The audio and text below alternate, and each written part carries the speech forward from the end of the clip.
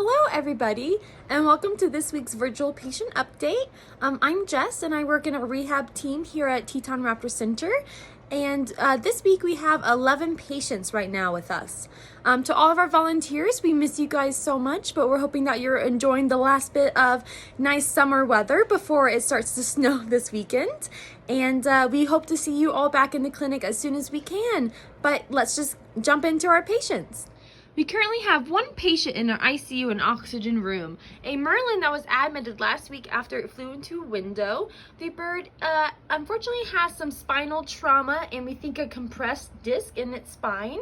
We are treating the bird with some various medications to help with the inflammation and any fluid in the spine, and we're also treating with some laser therapy in hopes that the bird will start to stand soon. And then we currently have 10 birds in our mews right now. We have a red-tailed hawk and a sharp-shinned hawk that were recently moved out of ICU and into the mews. The red-tailed hawk has a wound by its right hip that is healing really nicely, and hopefully once that is finished healing, we can start flight training the bird. And the sharp-shinned hawk is in a wing wrap, recovering from a coracoid fracture in the right shoulder. So far, x-rays are showing that the fracture is healing nicely and physical therapy is going really well on the bird so far. But he will remain in a wing wrap for at least 2 more weeks. We also have an American Kestrel that is healing really nicely from a fractured ulna in the left wing. And we have started flight training the Kestrel and she is flying around really nicely, so hopefully we can release here soon. We also have a great horned owl that is also flight training at the moment, recovering from a fracture in the left minor metacarpal in the left wrist. The bird is not 100% symmetrical in its left wrist compared to its right wrist at the moment, but hopefully once we increase flight training, he will continue to improve. And then we have 2 osprey patients at the moment. Osprey 825 that came in missing some feathers is growing in lots of new feathers that are looking really good. Once those feathers are more grown in, we will continue flight training, but so far the bird is doing well. And then Osprey 819 has fully recovered from the cut in its left shoulder, and we are also flight training this bird, and we are hopeful for release here in the next few days. We're also flight training our bald eagle at the moment, so we're doing lots of flying with our patients right now.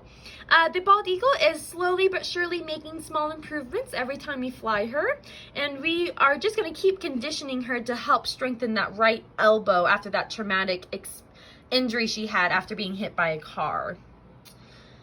Our 2 birds destined for education placement are doing well. The American Kestrel, we have found a new possible placement for him, and so we are working out the logistics of that. And our northern saw-whet owl is doing really well so far, and we have started to do some more training to help him step from perch to perch to perch. And lastly, our great horned owl that was admitted in February, we are still giving this bird some more time to grow in its flight feathers on the left wing. You may notice that we are down 1 osprey patient this week. Unfortunately, our 3rd osprey patient did need to be euthanized late last week, as the fracture in the 2nd digit in the right wing was a non-union, meaning it did not heal very well and did not form a callus bridge between the 2 halves of the fracture. And unfortunately, even with a lot of flight conditioning for the last couple of weeks, the bird was just not improving, and there was not really much else we could do to help that fracture heal in any other way. However, we are hopeful to get a few birds released here soon, so looking on the bright side. But that is it for this week's patient update. If you guys have any questions, feel free to reach out to Teton Raptor Center, and we'd be happy to answer them. But in the meantime, everyone stay safe and healthy, and thank you so much. Bye!